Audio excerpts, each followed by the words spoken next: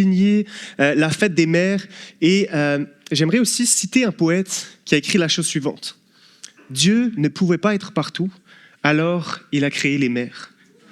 Et je sais que c'est peu commun de commencer une prédication par une citation qui est fausse théologiquement, parce qu'on sait à quel point Dieu est partout, il est omniprésent, mais j'aime cette phrase parce qu'elle touche à quelque chose de très vrai.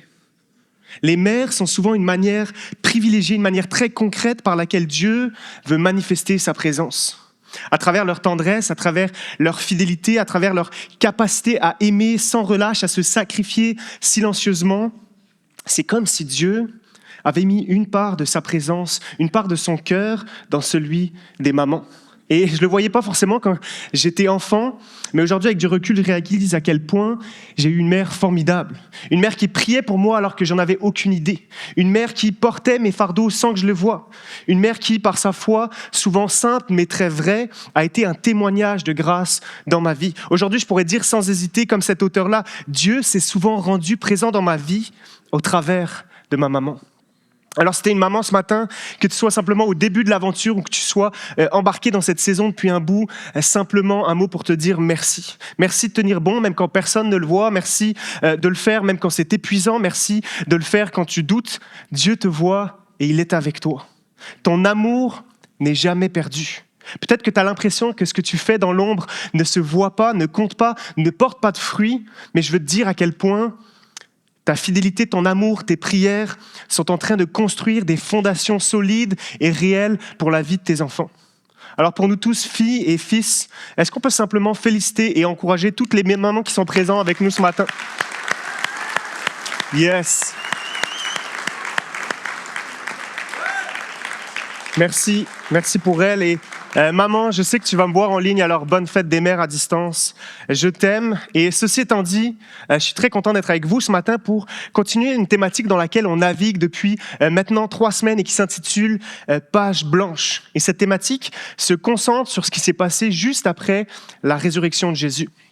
Je ne sais pas si tu le sais, mais il existe un phénomène que bien des artistes, bien des écrivains, peut-être même toi, si tu es un étudiant à l'université, font face parfois, c'est ce qu'on appelle le syndrome de la page blanche. C'est une expérience étrange où, devant l'opportunité d'écrire, de créer quelque chose de nouveau, notre esprit va rester paralysé.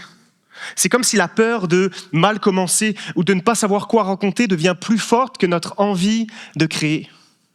Moi, parfois, je fais partie de ceux qui ont à vivre ça. Lorsque, par exemple, je dois prêcher, j'ouvre mon document, j'ouvre littéralement une page blanche sur mon ordinateur et après avoir lu mon texte biblique, il y a un moment où je dois me lancer, où je dois commencer à écrire et je mentirais si je disais que c'était toujours très facile, très fluide, que j'arrive simplement à dérouler ma préparation et que je sais à chaque fois exactement où Dieu veut m'amener.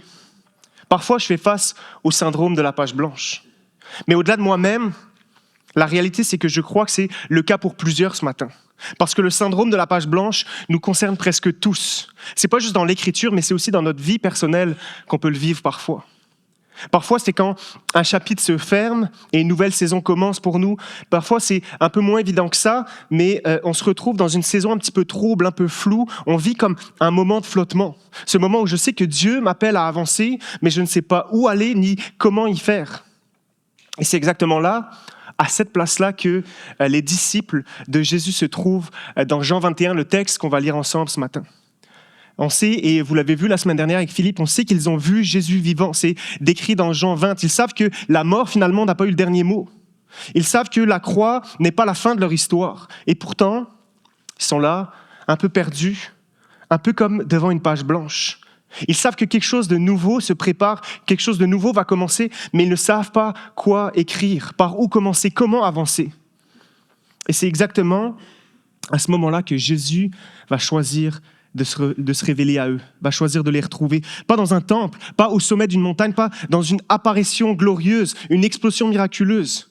Simplement au bord du lac, sur le rivage de leur quotidien, dans leur fatigue, dans leurs doutes, dans leurs questionnements, dans leur flou, dans leurs occupations et dans leurs préoccupations.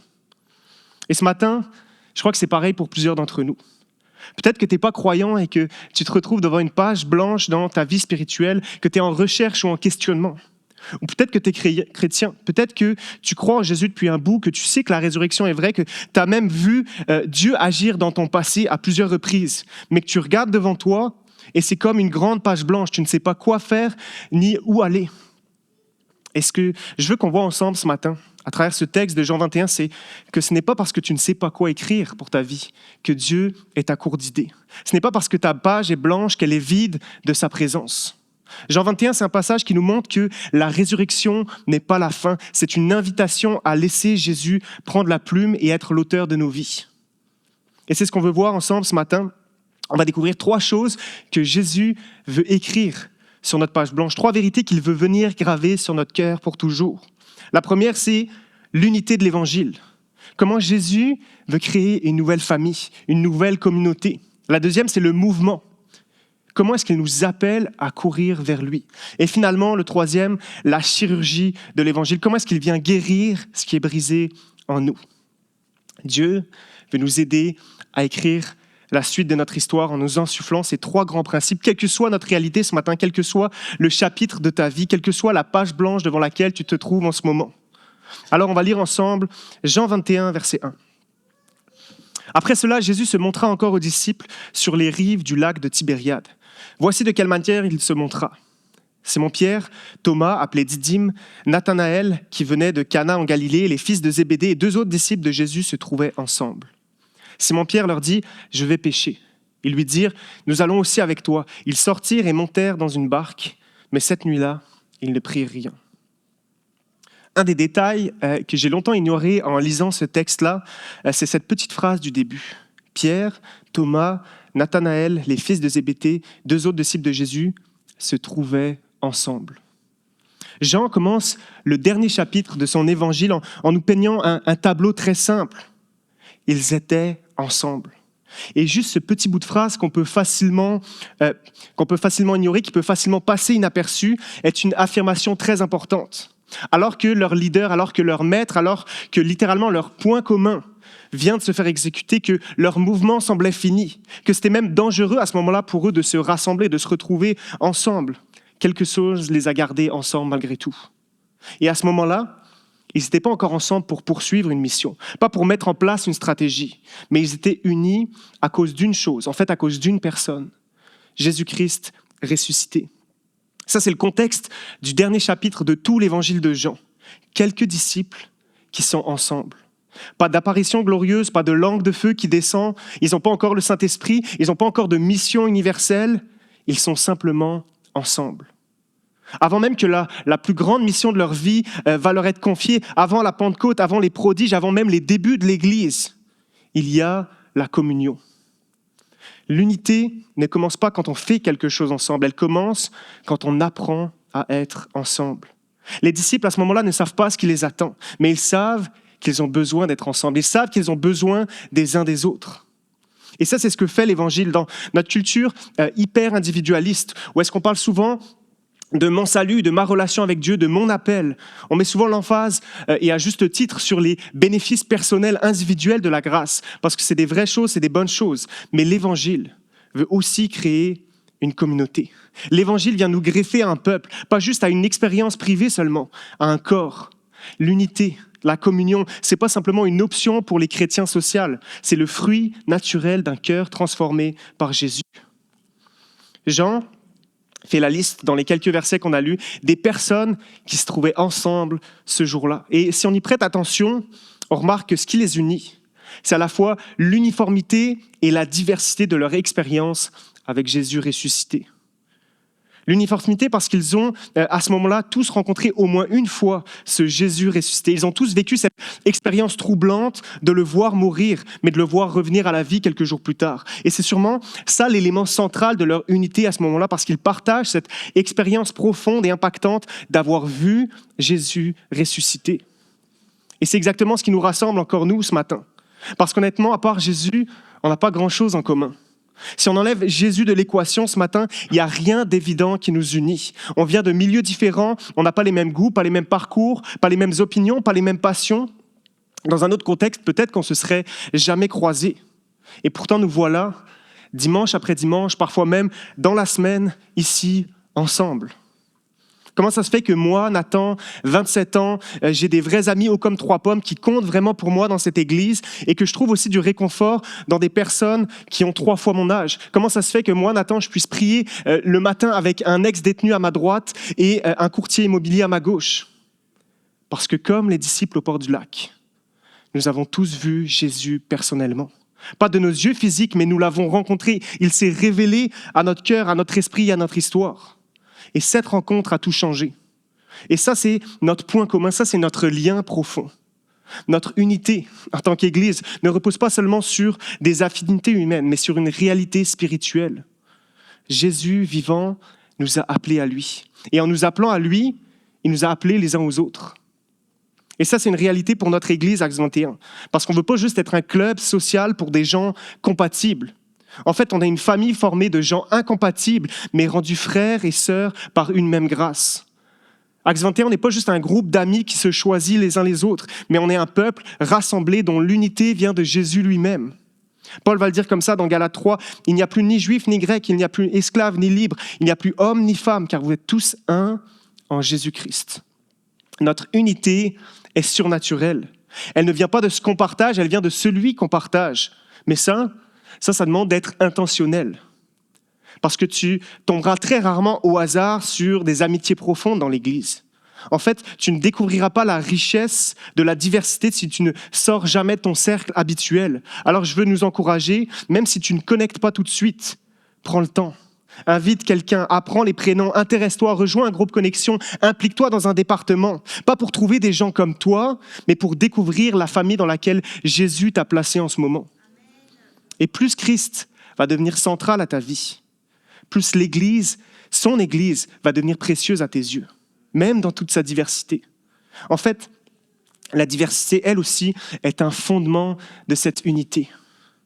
Et on le voit avec le texte de ce matin, on le voit avec Jésus. Jésus embrasse cette diversité. Il n'est pas là à se révéler de la même façon à chacun de ses disciples. En fait, on le voit dans les évangiles qu'il s'est révélé selon les besoins, selon la personnalité, selon l'histoire de chacun. Si tu prends juste l'exemple de Jean et de Thomas qui sont ensemble dans notre épisode de ce matin, ce sont 2 disciples de Jésus très différents, à qui Jésus s'est révélé de manière très différente. Jean, lui, va le matin de la résurrection accourir au tombeau. Et il va simplement voir le linge qui était plié sur la tombe, plié là, déposé soigneusement. Et à ce moment-là, il est écrit qu'il a vu et qu'il a directement cru.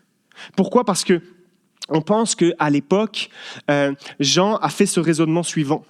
Quand un maître avait fini de manger, il pliait, et en fait, il mettait sa serviette en boule sur la table pour dire à ses serviteurs « j'ai fini et je m'en vais ».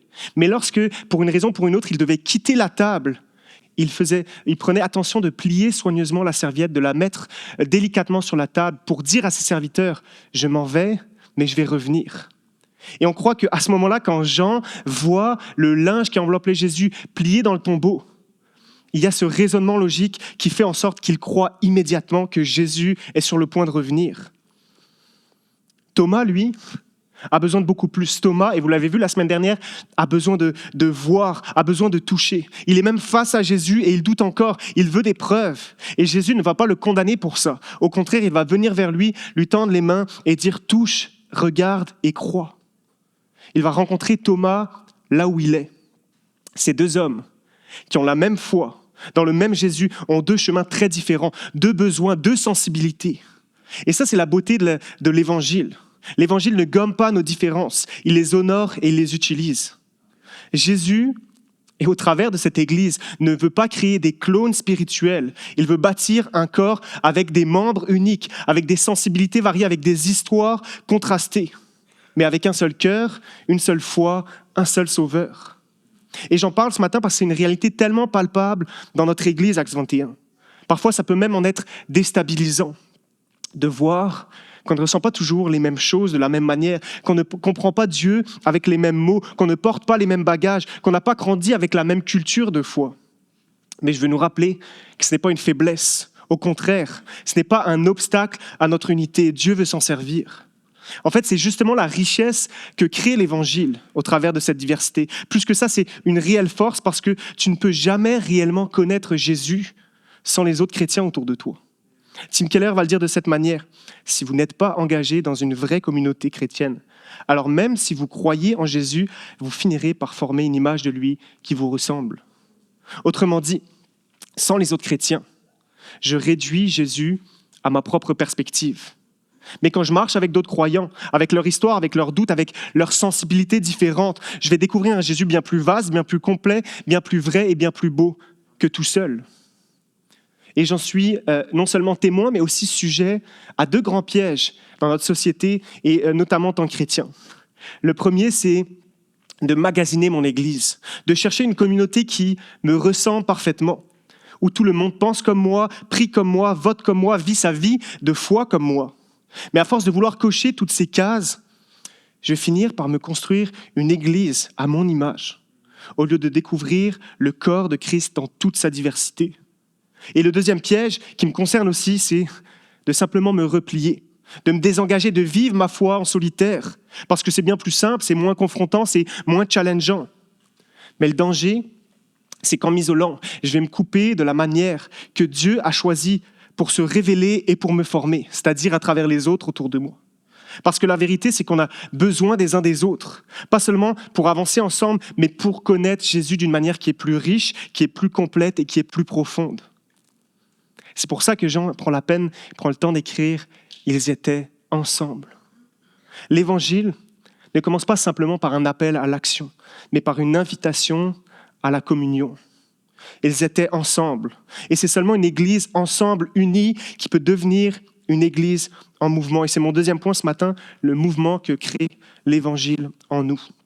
Et on lit ensemble au verset 4. Le matin venu, Jésus se trouva sur le rivage, mais les disciples ne savaient pas que c'était lui.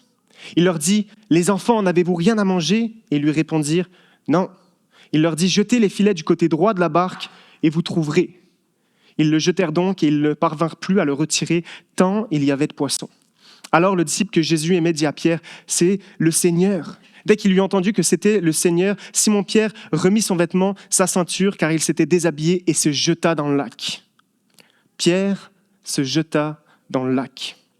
Ce qui est intéressant, c'est que l'évangile de Jean finit avec cette histoire d'une pêche miraculeuse. Mais on sait aussi que le tout début de l'aventure, le moment même où Jésus va appeler Pierre à devenir son disciple, se passe dans le même contexte, au bord du même lac, une même pêche miraculeuse qui est décrite comme cela dans Luc 5. Et on lit ensemble.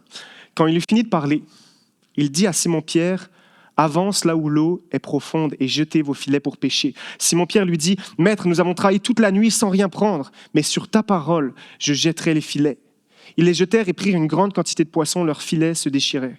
Ils firent signe à leurs compagnons qui étaient dans l'autre barque de venir les aider. Ils vinrent et remplirent les 2 barques au point qu'elles s'enfonçaient. Quand il vit cela, Simon-Pierre tomba à genoux et dit, « Seigneur, éloigne-toi de moi, je suis un homme pécheur. » Ces 2 récits, celui de Luc 5 et 3 ans plus tard, celui de Jean 21, sont presque identiques. Mais il y a un élément qui est très différent, c'est la réaction de Pierre face à Jésus. Dans Luc 5, on voit que Pierre tombe à genoux, il va dire à Jésus, « Éloigne-toi de moi, je suis un homme pécheur. » Il est bouleversé, il veut le fuir le plus loin possible de Jésus. Pierre, la première fois dans cet épisode, lorsqu'il voit que Jésus est capable de dicter aux poissons où aller, capable de soumettre la nature par ses paroles, Pierre réalise à qui il a vraiment affaire. Et en réaction à la puissance, à la sainteté, à la perfection de Jésus, il va dire « Éloigne-toi de moi, je suis qu'un homme pécheur. » Pierre réalise que Jésus n'est peut-être pas un simple maître, un simple enseignant, un simple leader spirituel, parce que toute la création lui obéit. Et il réalise que ce Jésus connaît l'intérieur des cœurs aussi bien que l'emplacement des bancs de poissons. Et face à lui, Pierre réalise qu'il ne peut plus faire semblant. Il est mis à nu. Les profondeurs de son cœur sont dévoilées face à ce Jésus-là. Et dans ce moment de vérité, ce qu'il va ressentir en tout premier, c'est une disqualification totale. Il se dit, il faut que je disparaisse. Il faut que tu t'éloignes de moi, Jésus. Parce que la sainteté de Jésus lui renvoie un miroir brutal. Il se découvre comme pécheur. Il se découvre comme brisé, indigne et hors-jeu. C'est pour ça qu'il va dire à Jésus, éloigne-toi de moi. Et la réalité, c'est qu'il a raison. Et non seulement il a raison, mais je pourrais dire la même chose. Et toi aussi, parce que si on prenait conscience de qui est vraiment Jésus, de sa sainteté, de sa perfection, de sa puissance, de sa pureté, Et si en même temps on réalisait qu'il voit absolument tout de nous, tout ce qui se cache sous nos belles apparences, tout ce qu'on refoule, tout ce qu'on justifie, tout ce qu'on s'excuse, toutes les pensées qu'on entretient, tous les jugements qu'on porte, toutes les blessures qu'on inflige. Si on savait à quel point Jésus voyait au plus profond de notre âme, qu'il voit ce qu'il y a de plus laid, de plus tordeux, de plus honteux dans nos vies, alors peut-être qu'on dirait aussi comme Pierre, « Éloigne-toi de moi ».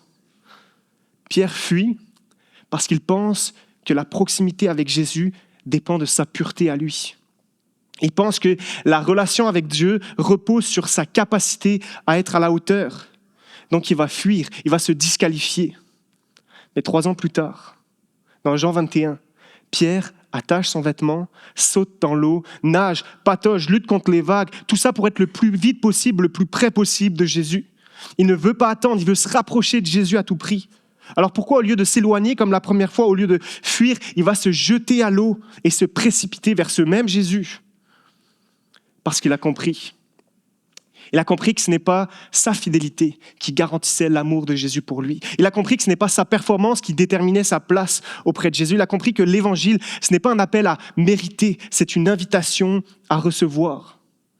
Pierre n'est pas devenu parfait entre Luc 5 et Jean 21. Pierre n'a pas cessé d'être impulsif, d'être faillible, d'être humain, mais il a vu la croix.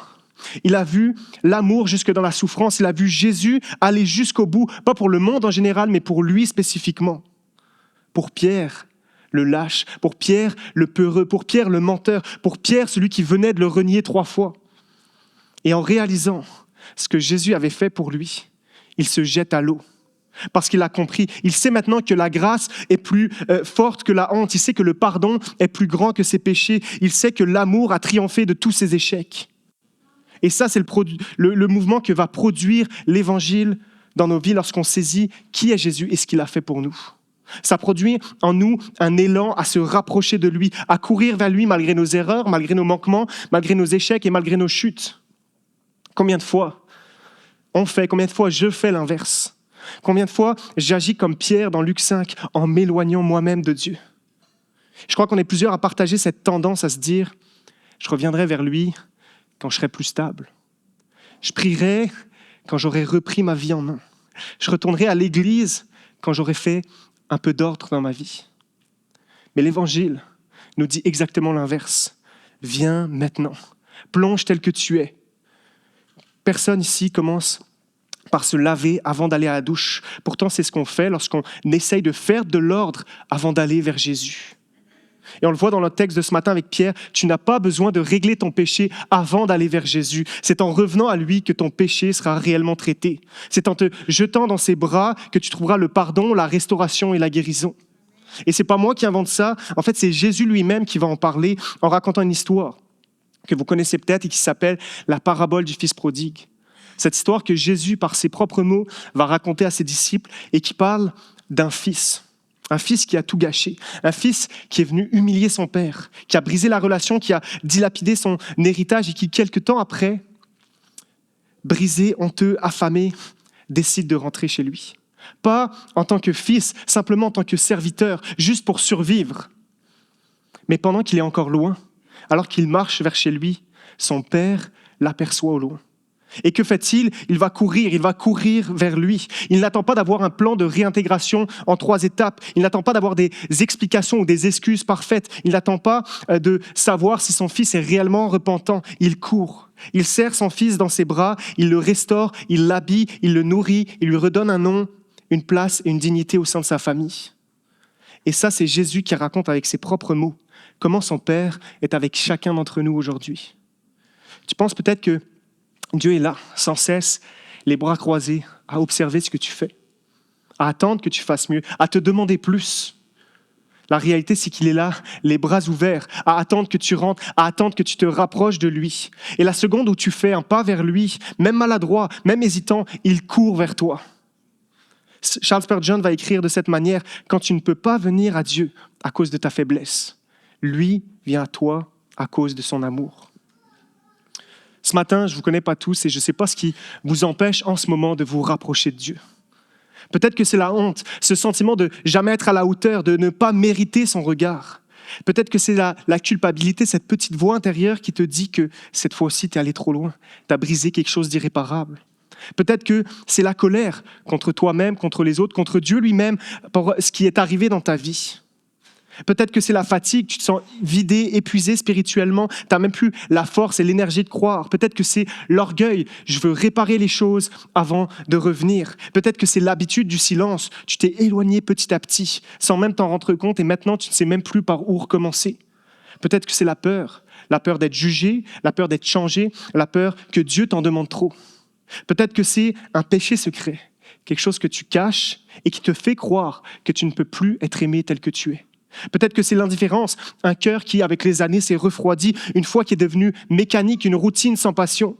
Peut-être que c'est la douleur, une blessure qui n'est pas encore guérie et qui t'empêche de faire confiance à nouveau. Peu importe ce que c'est, peu importe ce qui se met entre toi et Dieu ce matin. La Bible nous promet que rien ne peut nous séparer de son amour. Alors cours comme le fils prodige, tu n'es jamais trop loin, plonge comme Pierre, n'attends pas que tout soit réglé, viens comme tu es. C'est un auteur que j'affectionne beaucoup qui va l'écrire de cette manière.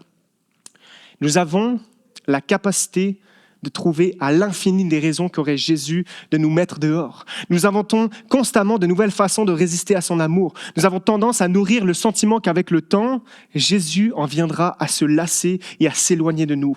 Mais voici ce qu'il nous dit dans Jean 6, 37. « Je ne mettrai pas dehors celui qui vient à moi. » Avec ses propres mots, de sa propre bouche, Jésus dit qu'il n'attend pas la perfection, il attend ton retour. Jésus n'attend pas de toi la perfection, il attend que tu veuilles t'approcher à nouveau de lui. Ça, c'est ce que produit l'Évangile dans nos vies.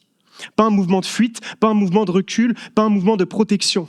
Ce n'est pas la pression de faire mieux et de faire plus. Ce n'est pas la pression de la performance, ce n'est pas un fardeau que je me rajoute parmi tous les autres. Ce n'est pas l'autoflagellation lorsque je chute. C'est un élan qui me rapproche sans cesse de Dieu. C'est un mouvement vers ses bras qui nous attendent grands ouverts. Dieu t'aime tel que tu es, pas tel que tu devrais être. Dieu m'aime tel que je suis, pas comme je devrais être, mais il m'aime trop pour me laisser l'état dans lequel je suis. Et il veut me transformer de l'intérieur. Et c'est mon troisième point ce matin, alors que je vais inviter les musiciens à me rejoindre. Mon troisième point, la chirurgie de l'Évangile. On lit ensemble, verset 15, « Lorsqu'ils eurent mangé, Jésus dit à Simon-Pierre, « Simon, fils de Jonas, m'aimes-tu plus que ceci ?» Il lui répondit, « Oui, Seigneur, tu sais que j'ai de l'amour pour toi. » Jésus lui dit, « Nourris mes agneaux. » Il lui dit une deuxième fois, « Simon, fils de Jonas, m'aimes-tu ?» Pierre lui répondit, « Oui, Seigneur, tu sais que j'ai de l'amour pour toi. » Jésus lui dit, « Prends soin de mes brebis. » Il lui dit la troisième fois, « Simon, fils de Jonas, as-tu de l'amour pour moi ?» Pierre fut attristé de ce qu'il lui avait dit. La troisième fois, « As-tu de l'amour pour moi ?» Il lui répondit, « Seigneur, tu sais tout de moi. Tu sais que j'ai de l'amour pour toi. » Jésus lui dit, « Nourris mes brebis. » Corentin nous en a parlé il y a quelques semaines de cette trahison de Pierre face à Jésus. Pierre a renié 3 fois Jésus juste avant qu'il meure, dans le moment le plus critique de sa vie. Mais cette interaction, ce passage-là, c'est la preuve ultime que peu importe ce que tu as fait ou pas fait, il y a cette possibilité de recommencer. Il y a la possibilité d'une vraie page blanche, d'un nouveau départ, en fait, plus que ça, d'un nouveau cœur. Et c'est ce que Jésus fait avec Pierre à ce moment-là. Il veut le faire avec chacun d'entre nous. Il veut nous opérer. Il ne veut pas faire juste une chirurgie esthétique superficielle, pas un changement de surface, de comportement, de parole, ni même d'action. Une chirurgie du cœur profonde et vraie, durable, transformatrice. Et pourquoi je veux parler de chirurgie ce matin en lisant ce passage? Parce que Jésus ne se satisfait jamais de penser nos blessures, de soigner la plaie, mais il veut aller en profondeur, adresser la tumeur, régler le problème pour de vrai. Et il le fait en 3 étapes. La première, il te regarde. Il y a ce passage dans Luc 22, lorsque Pierre va renier Jésus pour la 3e fois, où est-ce qu'on lit? Pierre répondit, « Je ne sais pas de quoi tu parles en parlant de Jésus. » Immédiatement, alors qu'il parlait encore, un coq chanta. Le Seigneur se retourna et regarda Pierre. Pierre se souvint alors de ce que le Seigneur lui avait dit. « Avant que le coq chante aujourd'hui, tu me renieras 3 fois. » Il sortit et pleura amèrement. Comme le dit cet auteur, le regard de Jésus perça le cœur de Pierre bien plus qu'une épée. Il ne le tua pas, mais il le brisa. Pierre sort et pleure amèrement. Pas parce qu'il s'est senti jugé, parce qu'il se savait encore aimé. Il pleure parce qu'il vient de croiser le regard d'amour de ce Jésus qu'il vient pourtant de trahir.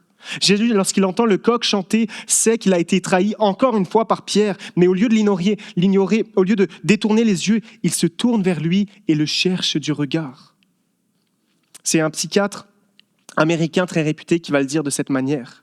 Être vu, être vraiment vu, est un des besoins les plus profonds de l'âme humaine. Jésus te voit. Et il te voit vraiment. Et ce n'est pas juste une phrase réconfortante, c'est une réalité spirituelle, biblique et existentielle. Il te voit vraiment. Pas seulement ce que tu montres, mais aussi ce que tu caches. Pas seulement juste ce que tu fais, mais aussi ce que tu penses. Il n'y a pas un seul coin de ton âme, il n'y a pas un seul coin de tes pensées, de ton cœur qu'il ne voit pas. Et malgré ce qu'il peut y trouver de pire, il ne détourne pas les yeux. Il te voit dans ta confusion. Il te voit quand toi-même, tu ne sais plus où t'en es. Il te voit quand tu fais semblant d'avoir la foi, alors qu'en dedans, tu doutes de tout. Il te voit lorsque tu souris en public ou le dimanche matin, mais que ton âme à l'intérieur est embrouillée. Il te voit dans ton combat, ce combat que personne ne connaît, contre cette tentation, cette addiction, cette pensée qui revient sans cesse. Il te voit dans ta honte. Il te voit dans ce que tu regrettes le plus. Il te voit dans tout tes « si seulement les gens savaient ». Jésus sait. Et pourtant, il a choisi de ne pas détourner les yeux. Pas un regard de colère sur toi, pas un regard accusateur, de dégoût, de déception, mais il tourne vers toi un regard rempli d'amour et de compassion. Le Seigneur se retourna et regarda Pierre. Il regarde Pierre et quelques jours plus tard, il l'attend là, sur le rivage, sur la plage, pour le confronter. Et c'est la deuxième étape. Il te confronte avec amour. Jésus aurait pu faire à ce moment-là, lorsqu'il rencontre Pierre, comme si de rien n'était. Il aurait pu lui dire « Pierre, c'est pas grave, c'est derrière nous. On va continuer d'avancer ensemble, on va passer à autre chose. » Mais ce n'est pas comme ça que Jésus a choisi d'aborder le sujet. Alors, il va recréer la scène. Pierre a renié Jésus autour d'un feu, alors Jésus va allumer un feu au bord du lac. C'est un peu comme si Jésus prenait Pierre et lui disait « On retourne ensemble, là où tout s'est effondré. Mais cette fois, je suis là. Avec toi, je suis plus menotté, je suis ressuscité et je veux t'accompagner. » Et puis il y a cette question, pas une fois, mais 3 fois, comme le nombre de fois que Pierre l'a renié. « Pierre, m'aimes-tu » Pourquoi 3 fois ? Parce que Pierre l'a renié 3 fois et c'est douloureux. On lit dans le texte que Pierre a été attristé à la 3e question. Alors pourquoi Jésus fait ça ? C'est ce que C.S. Lewis appelle une douce violence. La bonté de Dieu n'est pas une gentillesse molle, mais une fermeté tendre qui nous aime trop pour nous laisser là où nous sommes. Jésus retourne avec Pierre à cet endroit douloureux pour trouver sa repentance. Pas simplement de « c'était pas si grave ». Il ne cherche pas juste des excuses. J'étais fatigué. Je blâme les circonstances, je blâme les personnes autour de moi. Non, Jésus attend de Pierre une repentance. Et c'est ce qu'on voit. Pierre accepte. Il va dire la tête baissée, le cœur ouvert. Jésus, tu sais tout de moi. Tu sais toutes choses. Tu sais que je t'aime. Pierre, à ce moment-là, ne promet pas qu'il ne recommencera plus. Il dit juste, tu sais tout de moi. Même mes échecs. Même mon amour pour toi qui est imparfait. Et c'est là que la chirurgie commence vraiment. C'est quand tu es assez humble pour laisser Jésus venir toucher l'endroit qui fait mal. Quand tu arrêtes de fuir, quand tu acceptes que Jésus pose le doigt, que Jésus vienne révéler en toi ce qu'il veut transformer. Ce qui est intéressant, c'est cette question que Jésus va poser. Pas « Pierre, promets-moi de ne plus jamais recommencer ». Pas « Pierre, la prochaine fois, sois plus courageux, s'il te plaît ». Pas « Maintenant, je vais te donner des exercices pour développer ton courage et tu vas faire mieux et tu vas faire plus. » Mais voici ce qu'il va dire. « Pierre, m'aimes-tu » Il ne parle pas du comportement. Il parle de l'amour.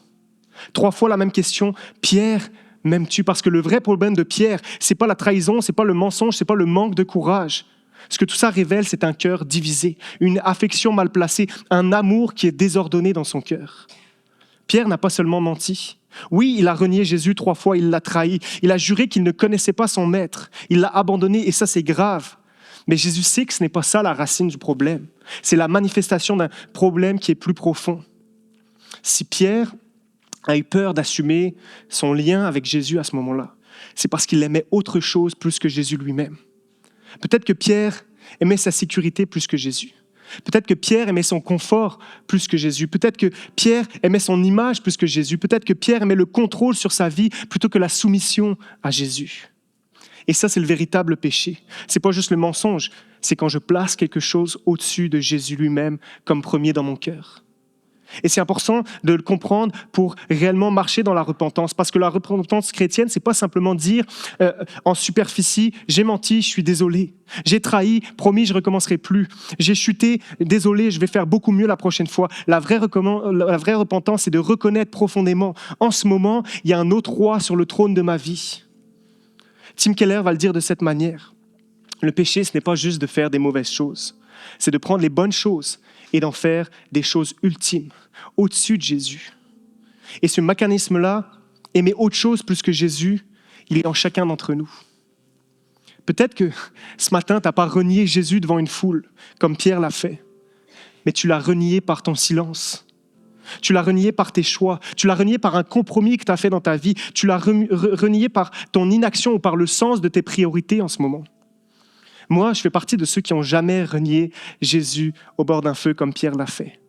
Par contre, je renie Jésus à chaque fois que je choisis ma carrière au détriment de mon obéissance, que je choisis le confort au lieu d'avoir le courage de faire ce qui est juste. Je renie Jésus à chaque fois que je suis mes désirs, mes envies, mon plaisir, plutôt que de faire sa volonté. Je renie Jésus à chaque fois que je prends les promesses de Jésus, mais je rejette son autorité sur ma vie. Je renie Jésus à chaque fois que je prends plus de temps de nourrir mon divertissement que de nourrir ma foi. Je renie Jésus à chaque fois que je dis croire en lui, mais je mets ma vie dans le contrôle comme si tout dépendait de mes forces.